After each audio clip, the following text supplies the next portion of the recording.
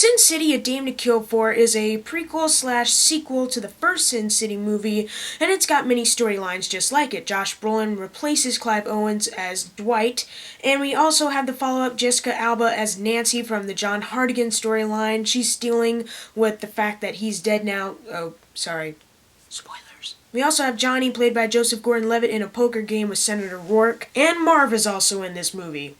So that's good. So I saw the first Sin City movie and I thought that was really incredible. I mean, the way it was made, edited, acted, it was very incredible. It looked just like a comic book, which the movie is based on. And also, it is directed by Robert Rodriguez, and it's also written by Frank Miller. I don't know if he directed too. I'll have to look that up later. So, of course, going into Sin City: A Dame to Kill For, I had a lot of anticipation for it because I really liked the first Sin City movie, and this movie was actually pretty good. I wouldn't say it's as good as the first Sin City movie as usual with sequels to movies, but I thought this actually had a good setup. Of course, the editing, the cinematography is amazing as usual in this movie. They knew what they were doing with that one, so of course they're going to know what they're doing with this one. The acting is also really good, especially Mickey Rourke as Marv. Marv is the coolest character in history, and yeah, it's fun seeing him kick a lot of behind in this movie, which he does, and he does a kill, well, yeah, he does a kill that is very awesome, and he does a move that doesn't kill, but it's also pretty awesome. Jessica Alba is Nancy. In the first Sin City movie, she was just like this damsel in distress kind of stripper thing. In this one, she's a stripper plus sociopath, psycho, whatever.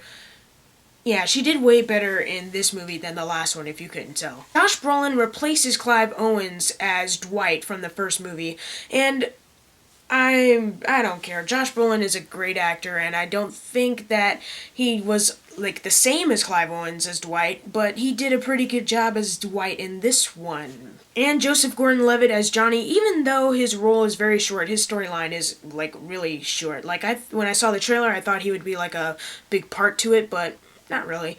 But he still did good. Joseph Gordon-Levitt is a huge star now, apparently, and for good reason. He's actually a really good actor. Now, since this is a very well-done comic book adaptation, since Frank Miller is directly involved, of course they're gonna say some lines that are gonna sound really weird because it was from the comic book, and the comic book saying sometimes it can be weird and they have to bring that in, and yeah, so sometimes their lines are a bit more exaggerated, but I will give them a little bit of props just because, it's the, comic book stuff. And my only other flaw besides those lines that I just mentioned was the fact that when this movie ends, it literally ends. We have one last shot, and then we have a narration from a character, basically Sin City, explain what that is, and then boom, credits. And I thought that was maybe a little bit too abrupt.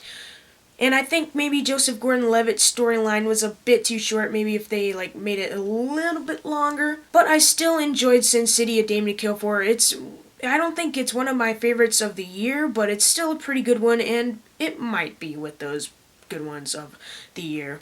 Maybe right under them. I'm gonna give Sin City: A Dame to Kill For an A-.